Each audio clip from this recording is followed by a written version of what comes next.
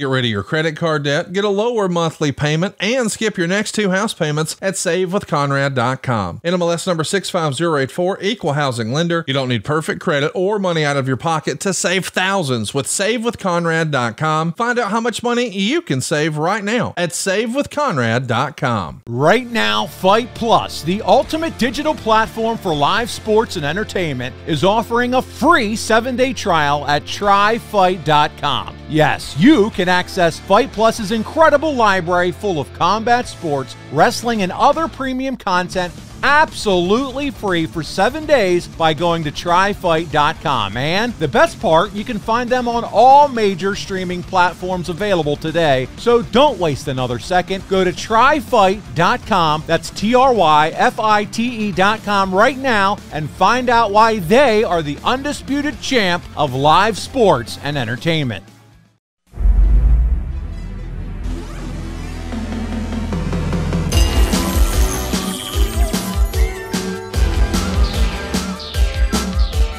The recognized symbol of excellence in sports entertainment.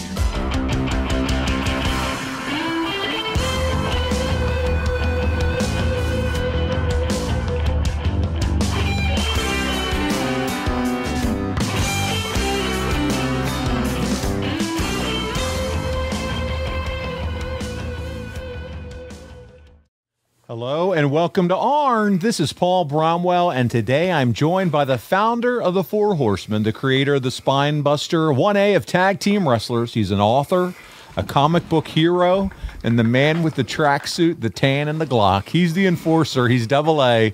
He's Arn Anderson. Arn, how are you this week, man? I'm doing great, and I am also the wearer of my Led Zeppelin style t-shirt. Love it. That might be one of my favorites, man. That thing looks awesome. Concert t-shirt, not necessarily wrestling, but that's okay.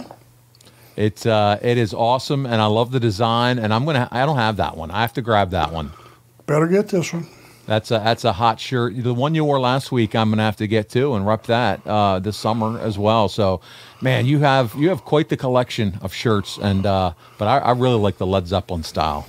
Yep, there's some really nice ones. You know, people, if they'll go back and look at it, there's been a lot of additions since the store first came out, obviously. So, a lot of neat stuff. Listen, it's summertime. There's the Horseman shorts. You got tanks over there, beach towels, tumblers. So you can get it all. And what better way to show it than during a trip to the beach where you can get that mahogany tan while laying on an Arn Anderson beach towel?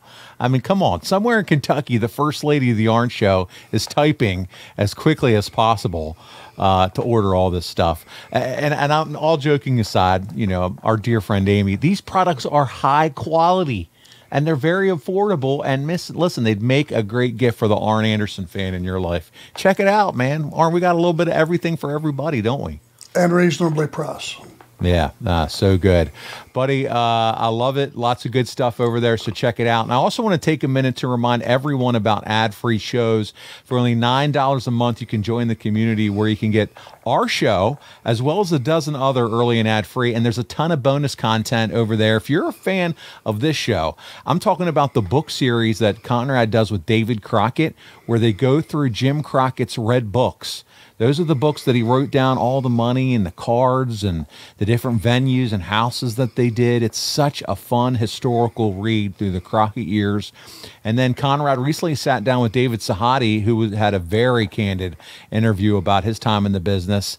And we do bonus shows over there. Arn and I watched Ricky Steamboat and Rick Rude from Beach Blast 1992, that Iron Man match. And Arn breaks down the match, explains what made Rude and Steamboat such amazing adversaries during their time in WCW. So check it out, man. Go over to ad-free shows and support us. Arn, we have a fun time with our ad-free show family, don't we?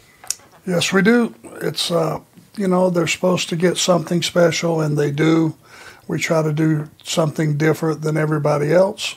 And the main thing is we understand that's gifts for you guys, and that's what it's all about. Giving back, and me getting to sit through my career week after week, month after month with you, Paul, and with that audience, and it's just a different show altogether.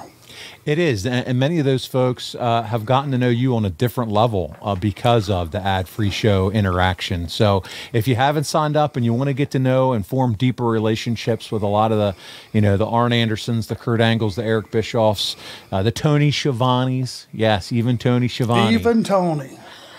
That's the place to do it, man. So check it out. But, buddy, let's jump into it, because last week, as part of May 1992 coverage, we discussed the Wrestle War pay-per-view, the main event of the show, War Games. And, man, that match was violent. It was chaotic. It was the culmination of 6 months' worth of storytelling from the mind of the American Dream, Dusty Rhodes. And then 2 weeks after the pay-per-view, the entire mood of the company is going to shift, my friend. And that's where we pick up today's coverage. Are you ready to jump in? You know I am. All right, let's do it. June 1st, 1992, Arn, the Cowboy, Bill Watts, returned to professional wrestling, becoming the executive producer of WCW. And during the Medusa episode, we kind of talked about Watts coming back a little bit, because we talked about her whole span of time there with Bill. But you had previously worked for Watts when you first started in the wrestling business, but you're no longer a rookie in the locker room now. You're one of the established locker room leaders, and as a member of the Dangerous Alliance, you're in a top position based on the way Dusty has been using you to get the baby faces over. What's your initial reaction, and what is the initial reaction, should I say, from the wrestlers to the ousting of Kip Fry and the hiring of Bill Watts? Well, everybody liked Kip. Kip was a fan. He really liked the product. Nice human being. You know, it was going to be what everybody thought was a step forward as far as relations with the brass, the top brass. Yeah, because Hurd was gone, and that was terrible, and Kip was a nice, change of pace, big time. Yeah, and it was disappointing. Really was. And listen, you were involved, there's no doubt about it, Arn, in the top line creative for the past 7 months. Were there concerns on your part that Dusty and Watts wouldn't be able to coexist? Obviously, these guys are both creative in their own way. They're probably going to have differences in opinions, maybe a different process. Did you, or do you know if the boys maybe had some concerns? Well, Bill was pretty much my way or the highway.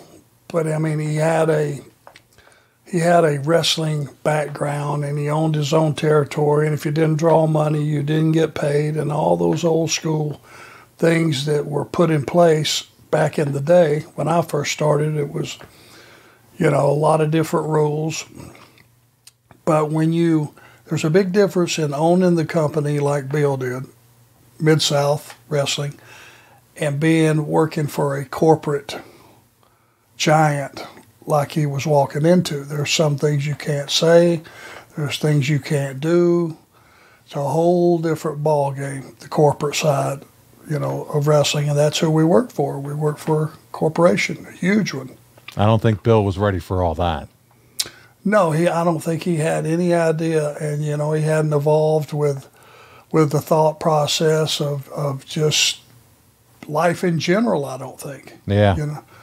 When you're Bill Watts and you're a millionaire and you're the owner of the company and you live inside that bubble, you can say pretty much what you want. No longer is that the case. And all of a sudden now there's accountability, and it's under a different, you said it, umbrella, a corporate environment.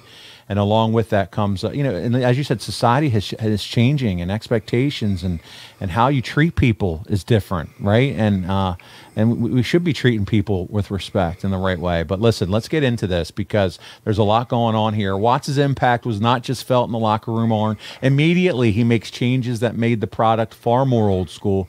And over the years, some have argued that Bill Watts actually set the presentation of the current product back with his institution of rules that included, here we go, no mats around ringside, no off-the-top rope moves, automatic DQ if someone was thrown over the top rope. You remember this. Arn, in the 10 years you'd been in the business, you witnessed the changes and evolution of the talent. We've talked about some of these incredible athletes on the show. We've talked about the Bobby Eatons, the Brad Armstrongs, the Brian Pillmans, the Jushin Thunder Liger, so many others. We went out of our way to talk about the amazing match that Liger and Pillman had 4 months ago on Super Brawl, a match that you said left your jaw on the floor, and there was a sellout at the monitor behind the curtain. So simply, what good came from Watts banning off the top rope moves and implementing these changes? What was the motive here? Well, if timing would have been different and he would have came in prior to that Pillman-Liger match, that match would have never happened. Think about it. No over the top, no padding on the floor. A lot of that stuff that ended up on the floor would not have happened. They would have rethought that and went, hey, that's concrete. I can't, great, we want to have a trend-setting match, but I'm not going to lose my career getting creamed out there on the cement. It set it back. It dumbed down the product. Why do you think? Because now this changed for about the first 6 months here. I'm sorry. You guys have been enjoying the first 6 months of 1992, and things have been going well. You had some of these matches you mentioned, but why do you think Turner would allow for? Obviously, they brought in Bill. He had this experience and acumen, but why do you think they'd be like, okay, yeah, sure, that sounds like a great idea? I don't know. It kind of blows my mind to see they would be on board with such radical changes at this point. I don't think they noticed. Weren't paying attention. I think they were detached.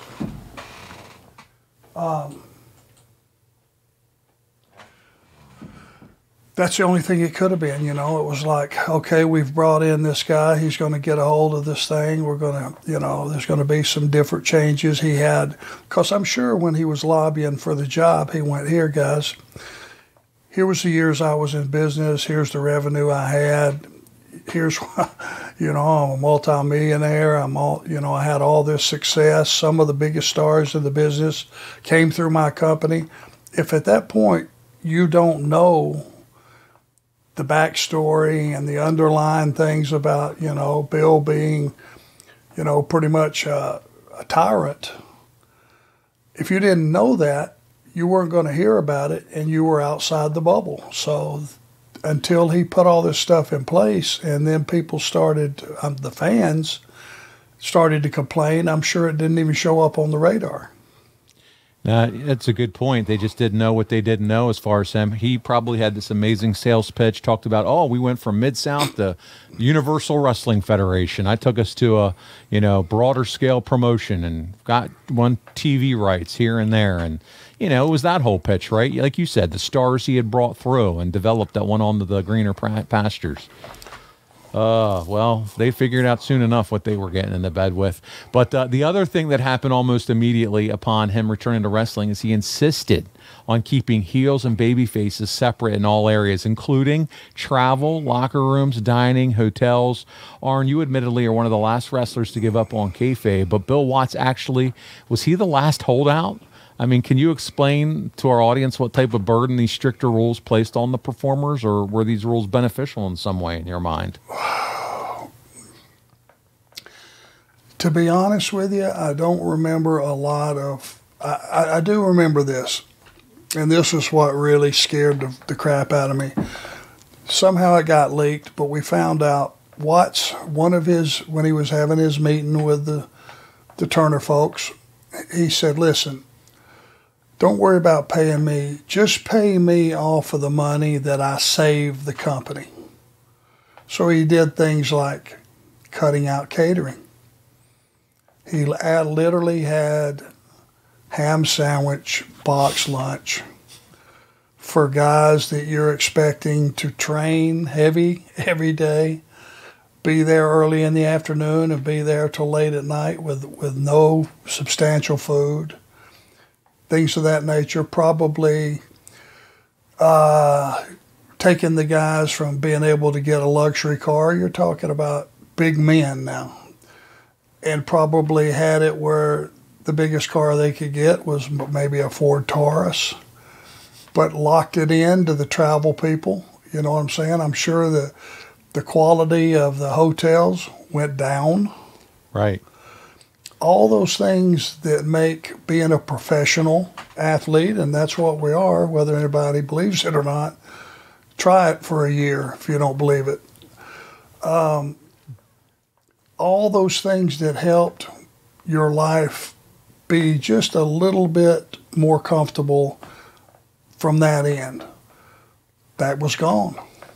So in the Bill Watts era, were you showing up to arenas? Would you say in like a Geo Metro or a Ford Pinto? I mean, is this where we're at now, Arn? Is this what we're dealing with here? What are we doing? Well, I'm just thinking probably, but it might have been a Ford Taurus, which was just under the luxury. Oh, this guy's something else. So you're going to ham sandwiches. We know you don't do cheese. So, I mean, my goodness. Cheese hit the floor right away. Right. But still, you could just see that not only, and he was trying to, and to your point, if he cut expenses, that's where he made his money. So you guys were really getting the shaft. That's what we heard, and I believe that, because hey, if you were sitting in the Turner chair, wouldn't that have been sounded like right. a good, That's your incentive deal? payment. That's your incentive payment. There you go.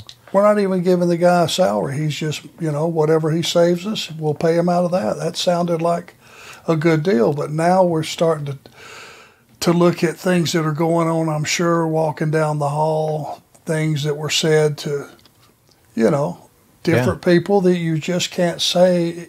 Even back then, you couldn't. Oh, yeah. You couldn't be a rough, gruff. Well, boss. Medusa shared some stuff that he said that got, him in hot water. I mean, unbelievable. But let's continue on, because he then also inserts himself as an authority figure on television. And there had always been that board of directors or booking committee that seemed to govern WCW. But Watts presented himself as the man in charge of the WCW Championship Committee, and ultimately found ways to put himself on TV regularly, as well as the pay-per-views. And he took this a step further on when he inserted Eric Watts into a role he wasn't ready for. And you know firsthand about that better than most, Arn. This is a subject we're going to talk about down the line, but it seems that Watts aimed to make himself as much a part of the story as the current talent. Is that how you saw it, or do you have a different point of view on that matter? Well, I felt bad for Eric, because he was being thrust, into working with guys like Rick Rude that he was not ready to be working with, and he was wanting to put, getting your son a job if he aspires to be a professional wrestler, I have no problem with, obviously, but you talk about nepotism, to push him working with all the top heels way, way, way before he was ready. That just hurt Eric, because the fans saw it and they smelled it and they went, I remember at the time, and it's not fair to him. And Bill has himself all over TV. So it's just not his influence, but now he's on TV, his son's on TV. It's the Bill Watts show. Well, yeah, and I'm sure you don't think that opened up some more stuff back in Oklahoma where he lived? Him suddenly being back on TV and on the Superstation and all point. that, as far as what he might get for himself, personal appearance-wise. That's right. And I know another thing. He immediately looked at the talent list and started whittling down. Major one, which affected Bobby and myself. Whenever my contract came due, Bill called me in and he just said, hey, got to tell you, you and Bobby are the best team I have. You guys are incredible. And but you've been here too long. I got to get you out of here. Wow. Get us out of here? Yeah, he says, I can bring you back later, but, I got to get you guys out of here. You've been here too long. Oh, my goodness. Go where, Bill? I don't know if you've checked the state of the union, but there are no wrestling companies out there except WWE, which I've already been to. Been there, done that. Yeah, that bridge is kind of burnt. And then WCW. How long was Bret Hart with WWE or WWF? Long time. You think Vince ever told him, hey, you've been here too long? You're the greatest team I have, but you've been here too long? So this is all backstory. So he said, I'm going to have to get you out of here. And so I said, well, there's really nowhere to go. How would you feel about maybe taking a pay cut? And he went, okay, well, I didn't think about that. So you offered the pay cut option. So he offered me 2 years at half of what the year I was just made. Half. That is when the smartest guy in the room, for real, put his thinking cap on, and I thought about, okay, well, I've got 4 months left on my current contract. What if I do an angle and have Eric, because he used that STF for a finish, screw up my knee and put me out? So we did. I came up with the angle at the convenience store. Ended up with a storyline of a badly damaged knee. So I wrote out the end of my current contract, and I had signed before, I had to take some time off, had to get the injury over, right? So I had agreed that when I came back, it would be half times 2. By the time I got back and got just barely started into that new contract, watch got canned. There you go. So you were able to work something else out then? So I stayed home for full pay for 4 months. And then, believe it or not, the next person that I had to deal with was Eric. Eric Bischoff. He immediately bumped up my money way up for a 2-year contract. Was more than fair, and things got back to normal. There you go. What a story. Yeah, no joke.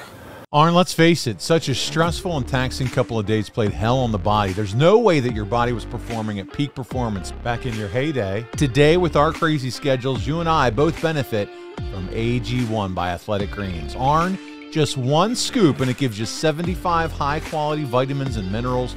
I'm talking improving your gut health, sleeping better, improved focus. What's not to like? This is a slam dunk, and better yet, you're going to sleep better and recover better. It costs less than $3 a day. It's completely worth the investment in you, and it's received 7,000 plus 5-star reviews. Right now is the time to reclaim your health and arm your immune system with convenient daily nutrition. It's just 1 scoop in a cup of water every day. That's it. It's so simple. No need for a million different pills and supplements. It's very easy. Athletic Greens is also going to give you a free 1-year supply of immune-supporting vitamin D and 5 free travel packs with your first purchase. All you have to do is visit athleticgreens.com/Arn. That's it. Again, athleticgreens.com/Arn to take ownership of your health and pick up the ultimate daily nutritional insurance. Hey, I got an idea. How about we beat some house payments up this month? Well, I like the sound of that, Mr. Holly. Here's what we're talking about. You take a little summer vacation from your house payments. You can skip your next 2 house payments, and you don't need perfect credit or money out of your pocket to do this. But maybe best of all, in 2 months, you've got a cheaper monthly payment. How much can they save, Big Dust? $200, $300, $400, $500 a month, baby. Even more than that. Sometimes fans have saved $600, $700, even $800 a month. Hang on, baby, but you talking about people with perfect credit, ain't you? No, sir. You don't need perfect credit to save money. Even credit scores in the 500s will qualify. You can even buy a house with no money down. I'm talking to you if you're still a renter. After all these payments, what have they got to show for it, Macho? They ain't got nothing. Nothing to show, brother. Nothing at all. Freak out. But it's gonna take all day to do, right? No, sir. Come on, you know the deal. It's a couple of clicks right now. You couldn't even find another apartment this easy. You'd have to pay your first month's rent, your last month's rent, and a security deposit. But we can get you a house of your very own with no money down right now. Whether you're looking to remodel your house, maybe turn your house into your dream home with no money out of pocket, or just get into a brand new house, we can make it happen right now. And it's important to remember when you go there, you're dealing with me, Conrad Thompson, First Family Mortgage. NMLS number 65084, Equal Housing Lender.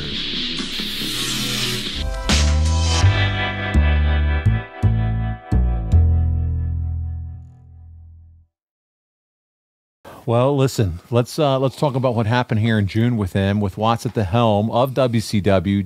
June would be a very busy month, Arn. Even though the Dangerous Alliance fell short against Sting's squadron in the War Games, the issue between the two factions was not over.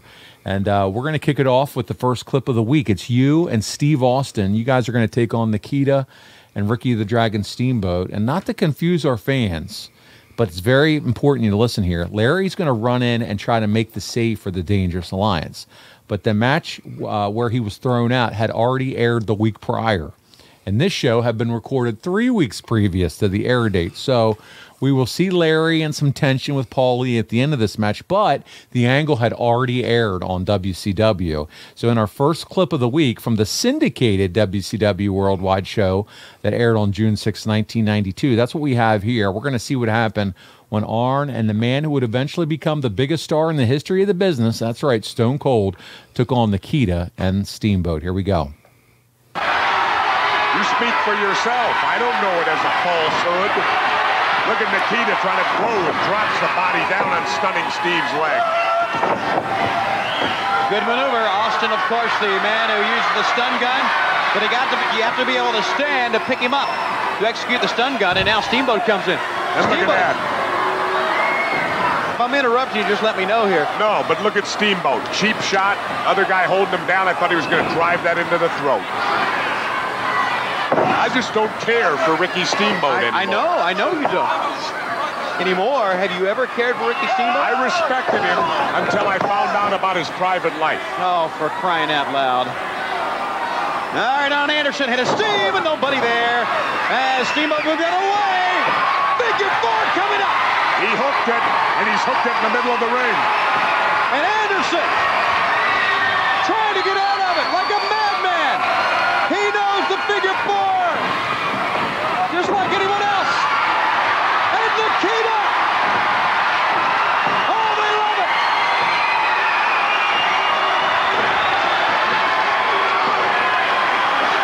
Well, one thing we know, Schiavone, they can't put it on Paulie.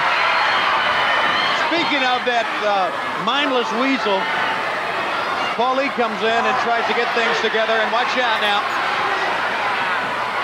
Koloff chasing Paulie around, and Nikita needs to stay away from him. Anderson with a weak leg walking over. Tag is made. Nikita. Hey, you know what? They are not the #1 seed at all. The Steiners are the #1 seed in the NWA World Tag Team Tournament. But Nikita and Steamboat look pretty darn good. And listen to the fans. And look at the pain and anguish on Arn Anderson in the center of the ring. And now Steamboat waiting on Austin. Big chop. Pick up. Puts him down.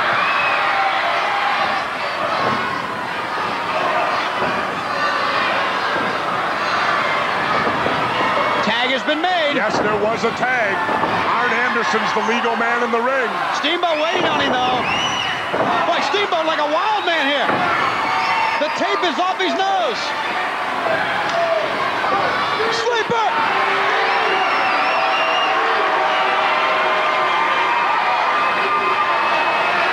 He's got it hooked in the center. Arn's trying to get the rope dangerously. He's up on the apron. Oh, for crying out loud. Will somebody get him down? The telephone! Look, he threw it and Steamboat caught it. Steamboat's got it! Zabisco!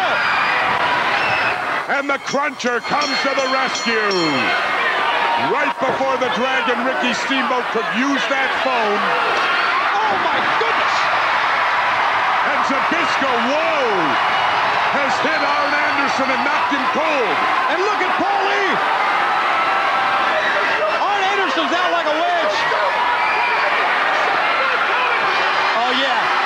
coat off and hit the cruncher one time. Go ahead, hit him. Hit him, Big Mouth, I dare you. I mean, dangerously as I rate him. And look at the argument going on between Larry the Cruncher Zbyszko. Whoa! Zbyszko said, you were going to hit me? Anderson, not goofy. These two men were World Tag Team Champions at one time. Arn and Zbyszko together. Look at this. Stunning Steve coming in, trying to settle things down. And look at this. We got some problems in the Dangerous Alliance here. Yeah, we sure do. Austin trying to step in between. Come on, Paulie. Get control out there. All right, fans. Let's go to WCW Magazine. There was a disqualification. It's interesting, man, because all we talked about recording television well in advance of airing before and all this stuff. You got the Larry storyline kind of out of place here. You still have mats on the concrete, and this aired after the June 1st Bill Watts decree, no more mats on the. So anyway, just a lot going on here, I think, with the change and Bill coming in and his decrees. But there's a couple things I noticed from watching this. We had previously discussed the impact that Barry had on Steve Austin in terms of his development as a professional wrestler. Austin is working with Steamboat and Nikita here. What did you think Ricky could have helped Steve learn and implement in his game, and Nikita for that matter? I mean, we got to see Steve not only work with guys in the Dangerous Alliance, but he got to wrestle with guys like Ricky and Barry and Dustin. I mean, talk about all those influences that he got to have here. Pacing. You know, Steve he's like Ivan Koloff, man. He just kept coming, kept coming. Sometimes you need to pull up a little bit, and Steamboat was the best because he would sell individual strikes. You'd hit him with one thing, and he would get the very, very most out of it. So, you know, and some guys warranted a quicker pace, you know, baby faces that you work with. Like, you wouldn't work with Nikita the same way you would Steamboat, because Ricky just made everything big. And, you know, Austin was just learning, you know, to work holds. And, I mean, every time he stepped through the ropes, he got better. He got better. You could certainly see that, man, he was never in doubt where he wanted to be in the ring and what he wanted to do. And to your point, he's now working with guys with a lot of different styles, and he's just learning how to work with those guys with all the different styles. So it's a fun time to watch Steve as he evolves in his career, especially realizing what he will go on to do. But creatively, it appears as though the company intends to try something different with you and your presentation. And before we dive too deep into that, Arn, I want to go ahead and show you our second clip of the week so we can get your reaction to it. In a stand-up interview with JR, you accompanied Paulie, and you make the intentions of your future clear, pal. So here we go. I can't wait for you to see this. This is June 6, 1992, WCW Pro. WCW Pro at this time. I'd like to talk to one of the greatest athletes in WCW. He is a member of the Dangerous Alliance, the Enforcer, Arn Anderson.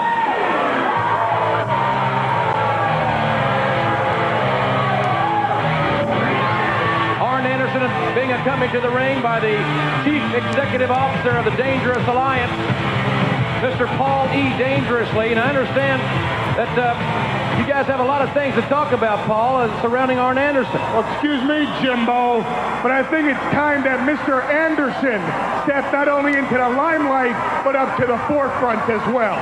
Arn? You know, every time I've came out here in the past, it's been to talk about a tag team situation. You see, Sting, you and I got to the National Wrestling Alliance about the same time, back in 1985. What you did was establish over the course of the next 7 years one of the greatest followings I've ever seen in this sport. Your popularity is unheralded. Me on the other side became what I figure is the greatest tag team wrestler in the history of the world. I've been World Tag Team Champion 4 times with 3 different partners. That stands alone. But you see, Sting, each and every time I got passed over for the title shot. I never had a world title shot. Well, our careers were on parallels. Now they've become a collision course. It's just going to sound real funny to a lot of people, but now I get a title shot. Arn Anderson is no longer the bridesmaid. I'm going to be the bride for a change. You see, Sting, I'm not scared of any man. The only thing I'm afraid of is at the end of my career, one person being able to say Arn Anderson wasn't the champ. Sting is certainly a marked man, ladies and gentlemen. And now let's go back up to the ring. What do you think, Arn? You're stepping up, going after, calling out Sting, the world champ, man. Well, I had never had a world title shot. So that was for those people that weren't aware of that. I'm sure they went, you know what? He's right. Yeah. It must be the one coming up against. Here's the problem, though, and I have a big button here I got to throw in here. This promo was shot before the arrival of Bill Watts to WCW. Oh, so that title shot might have got killed. Well, but it sounds like, though, the plans were in place for you and Sting for a singles program for the world title. Because, listen, we know the only title shot you ever received was against Barry Windham at Slamboree in 1993, the following year. We also know that Cactus Jack would get the nod at Beach Blast 1992. So this program died before it even got started. And do you think it was because of the Bill Watts shift? Well, then that was a victim of the "you've been here too long." Oh, man. That would have been collateral damage from his feeling that. So how do you like me bringing this back up to you all these years later? You were in line, buddy, for Sting. And in those days, I didn't take anything personal because, again, remember, it hadn't been that long when I was at the other place traveling myself to death. Yeah. Schedule was much, much better, Money was pretty good, bills were paid, they paid all your road expenses. There was a lot of positives, but thinking back on that now, wow. I have one more piece of videotape to enter, Your Honor, into submission for why they were setting you up for this title shot. You ready? We got one more piece of tape.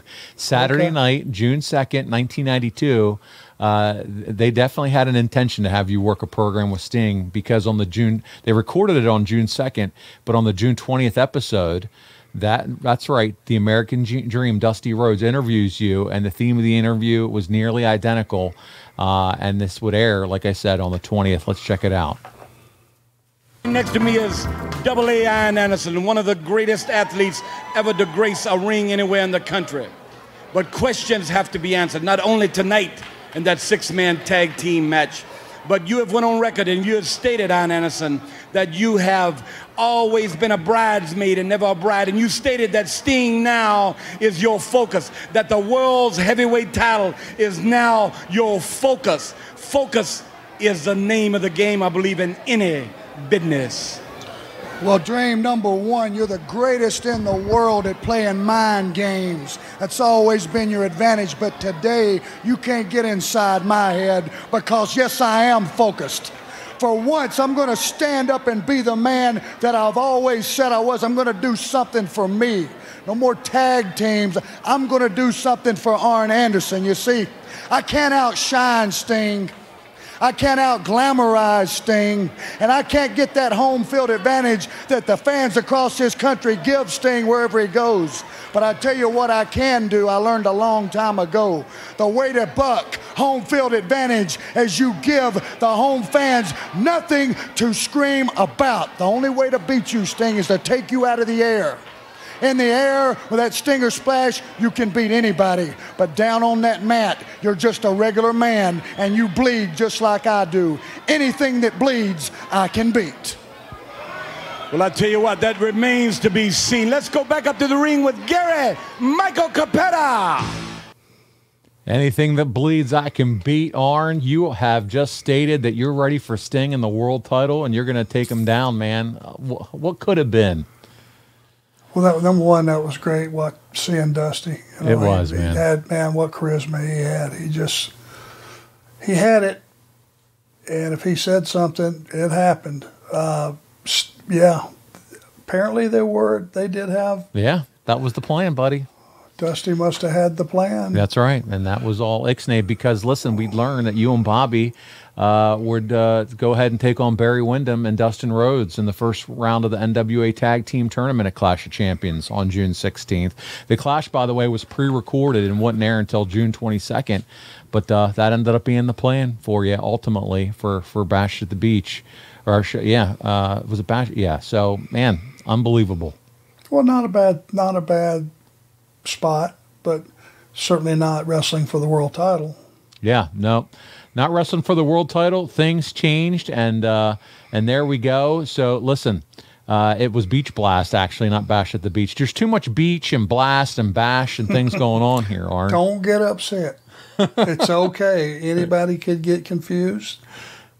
That is a little ambiguous, having all this beach. Yeah, a lot of beach stuff.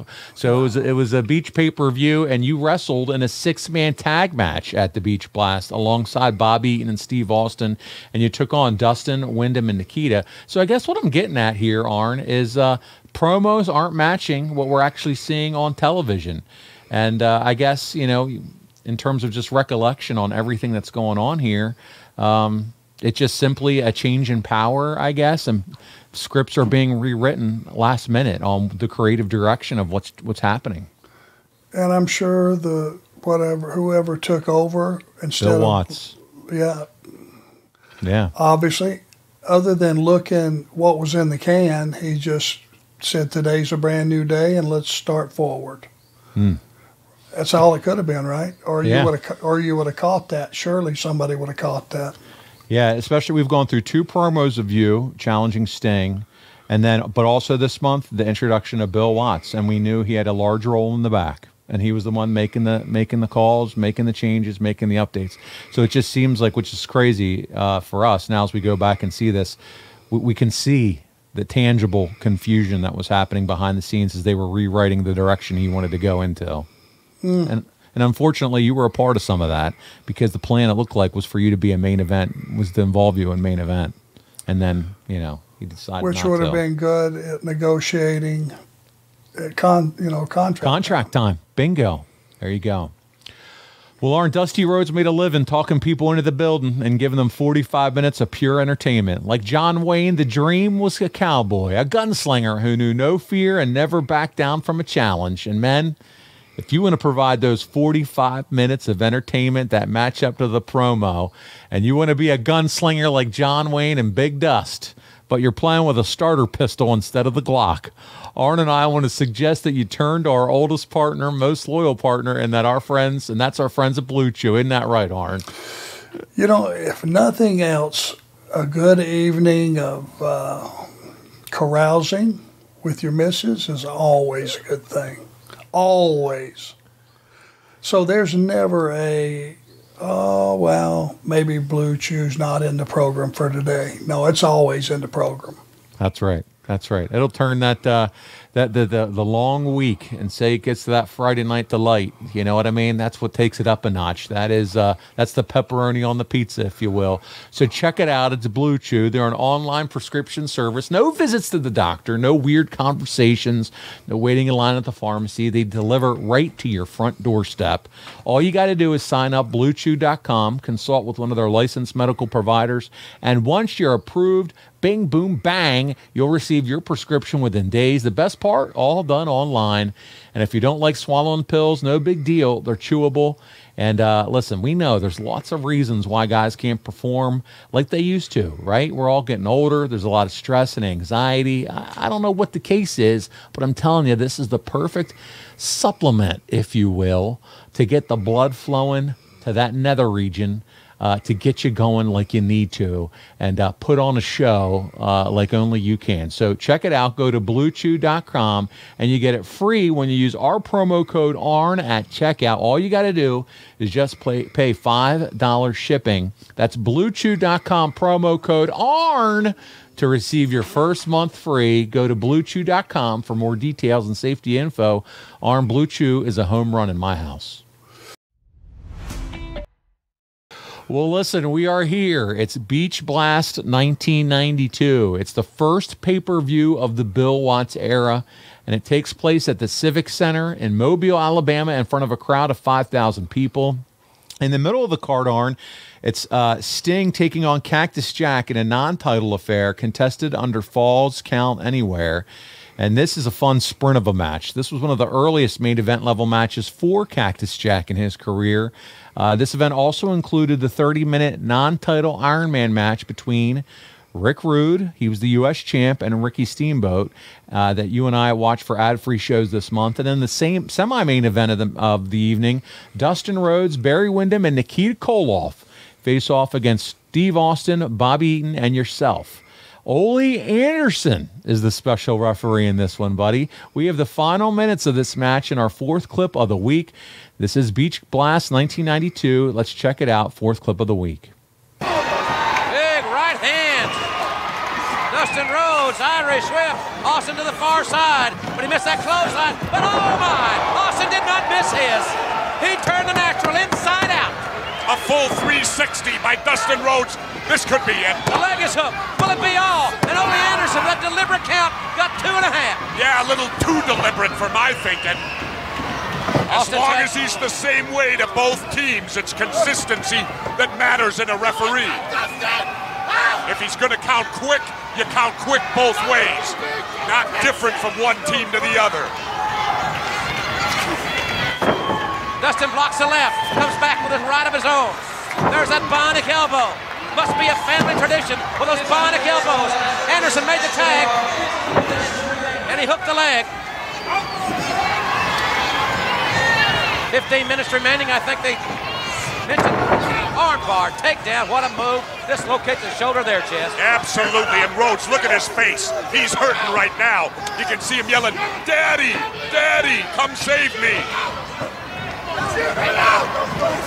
He's wishing he was back in high school right now, chasing the girls around. Beautiful body, tremendous pressure. Not only the shoulder, but the elbow as well. Submission move. Double pressure. Now relinquishes the shoulder, working on the hammerlock, on that elbow.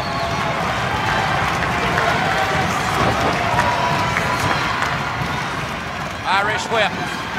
Far side, a kid with a crossbody. And beautiful Bobby had it well scouted. A stomp right to the midsection.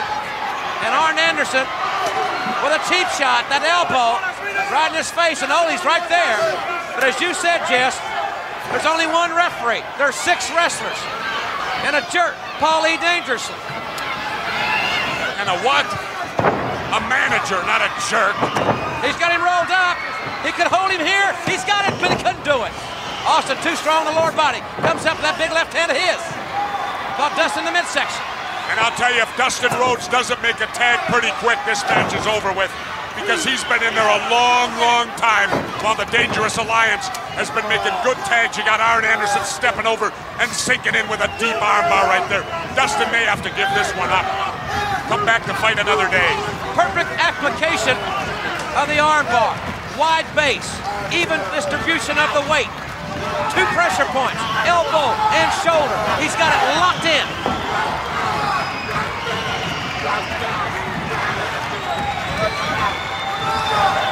One thing you got to admit, Dangerously does get enthusiastic, doesn't he?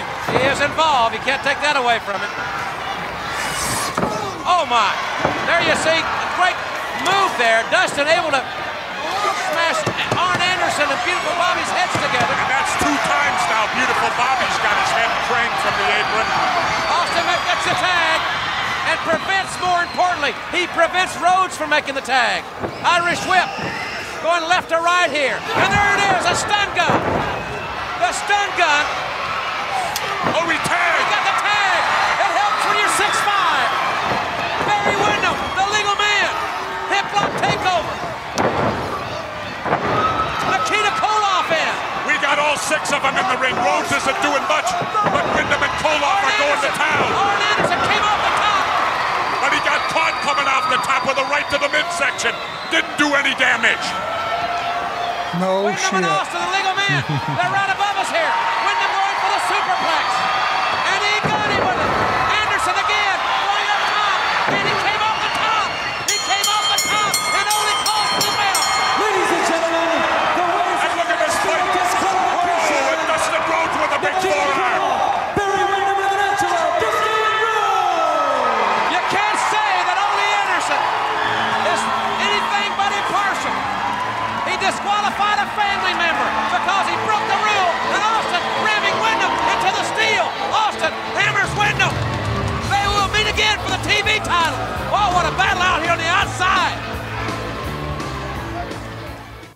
Arn, I think you and I just witnessed history.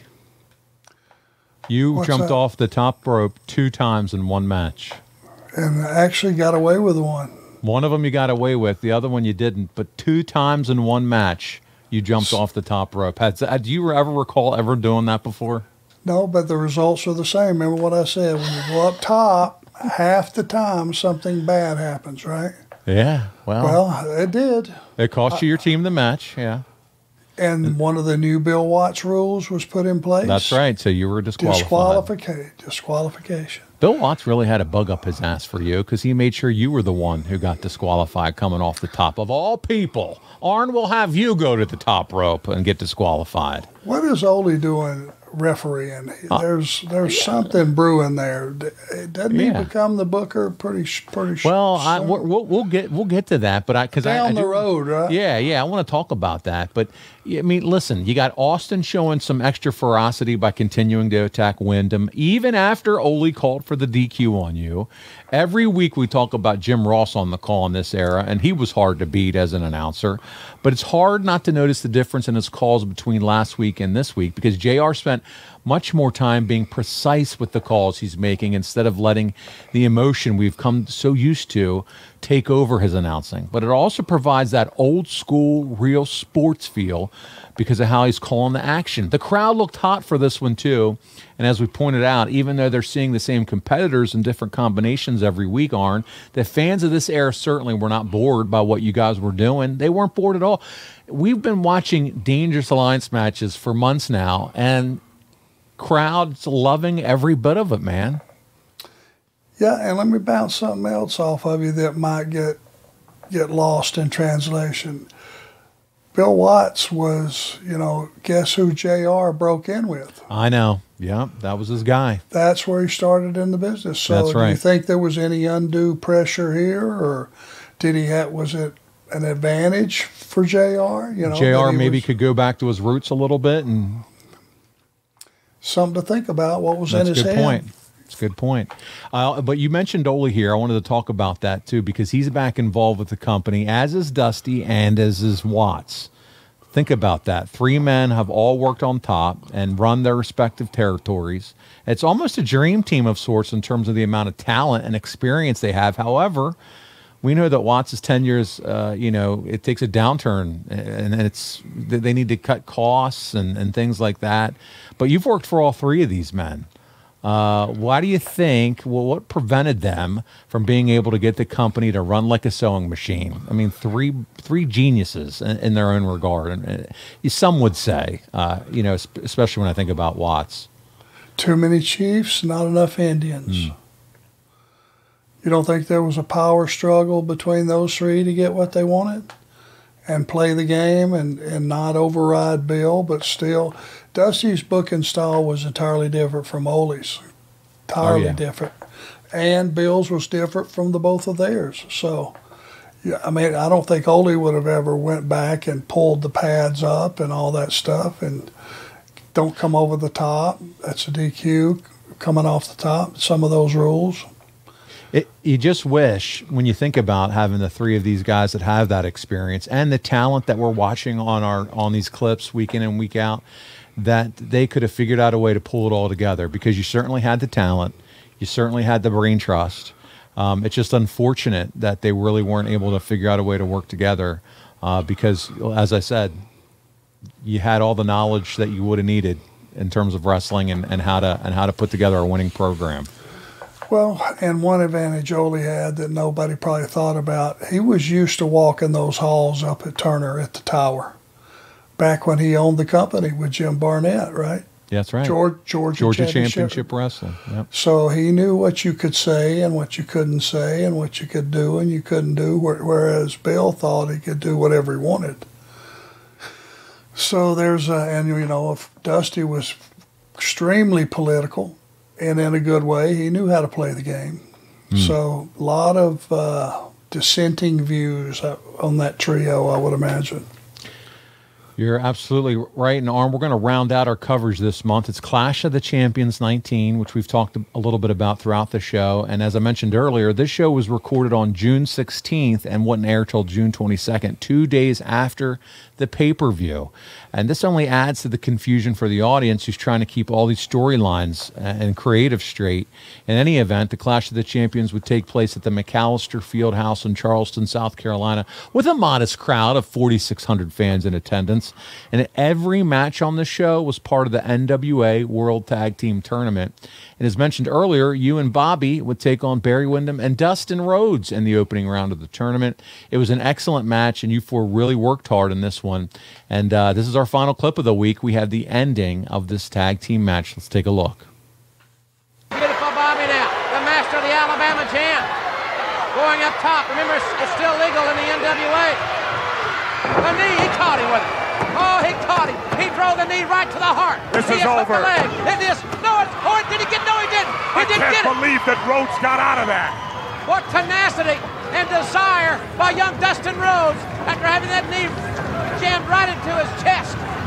Snapmare by Anderson, who is now the legal man.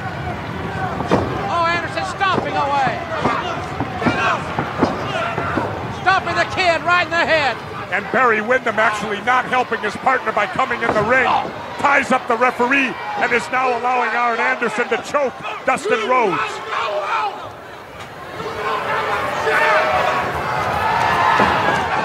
Rhodes in a tremendous amount of trouble now. It's almost as if the combination of Anderson and Eaton and a feeding frenzy, like a shark attack here. They sense that the kid has been wounded. He is hurt. And look at Barry Windham. Arn Anderson Windham. Oh! He fought his way out of that reverse chin lock. Anderson, lucky for him, he fell back into his corner, able to tag beautiful Bobby. Eaton now. Setting Rhodes up with Rhodes on Bulldog. He used Rhodes on finishing maneuver, the Bulldog headlock. And he got 2.5. Is that insult to injury or what? Can you imagine beautiful Bobby beating Dustin Rhodes with his own move? He's going to do it again. This time, Dustin shoved him off right into the corner, chest first. Dustin trying to extend that 6'5" frame to tag in his big partner, Barry Windham. Tag has been, ref didn't see it. They made the tag, and this referee is not going to allow it. He did not see it. And that's correct. The referee has to stand by that. Oh, spinebuster! He's got him! He's got him! The referee outside trying to break up the fight. Beautiful Bobby back in. Dustin Rhodes was spinebuster. And, he got a shoulder out. The delay with the referee outside cost a dangerous alliance there. But beautiful Bobby up on top will put him away now. If he hits, and no, he doesn't hit him. He did not hit it. Bulldog! Rhodes caught him with a bulldog, and he's got it! Ladies and gentlemen, the winners of the match, the team of the Natural, Dustin Rhodes and Barry Windham! Double A, it's hard not to be impressed with the four of you guys every time you get in the ring. You guys are just so smooth working together. Yeah, we really enjoyed working together. My problem now is that was under NWA rules, so That's you correct. could come off the top. I guess so. I guess if they were holding it to WCW only and NWA, NWA you were able to, so that was fine. Was that a ploy to have at least the tag match be as exciting as what it presently been before? Yeah, it looks like it was, yeah. I mean, why else would you put that in? I know. Why else would that be an institution? There's a lot confusing here. Fans should not have to do like we're doing and sort through what do you think they meant. It should always be crystal clear. You know what they mean. Yep. You know what the rules are. There's no ambiguity. Make it simple. Make it simple for us. We want to watch wrestling, enjoy it, not have to think through all this nonsense of, was this under what rule? WCW? Is this an NWA rules, man? Like, what are we doing here, right? We just want to be able to watch and enjoy wrestling without all these extra complications. But, buddy, I tell you what wasn't complicated, and that was Bobby's shoulders were to the mat. Dustin had that amazing bulldog, and it's closing it down. And it's pretty clear that the Natural had come a long way in a year and changed, and he had been working in WCW. And I don't think we talk about it, Arn, how good Dustin and Barry were as a team, even though they held the tag team championships together. But, man, they were such a fun tag team to watch. Similar build, Dustin was just younger. Similar style, smooth as a gazelle. These guys are 6'5". What was Barry, 6'6"? Yeah. And, man, it was almost looking at two versions, a younger and older version of Barry Windham. You're right. And that's a compliment, trust me.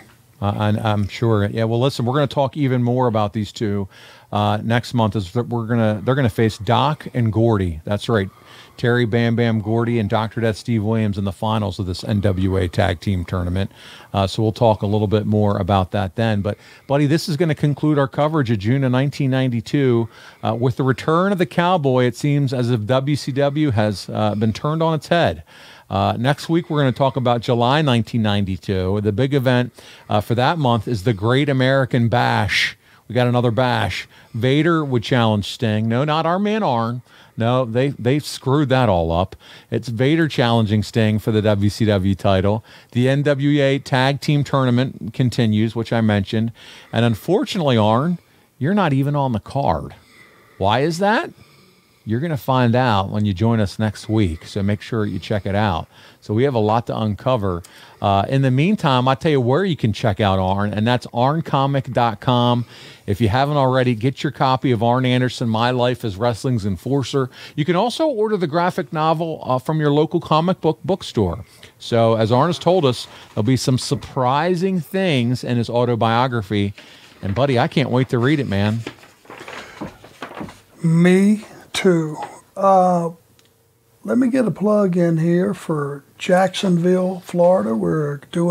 Brock and I are doing a signing there at a WrestleCon. It's in Jacksonville, believe it or not, Florida. Nice. Yes, sir.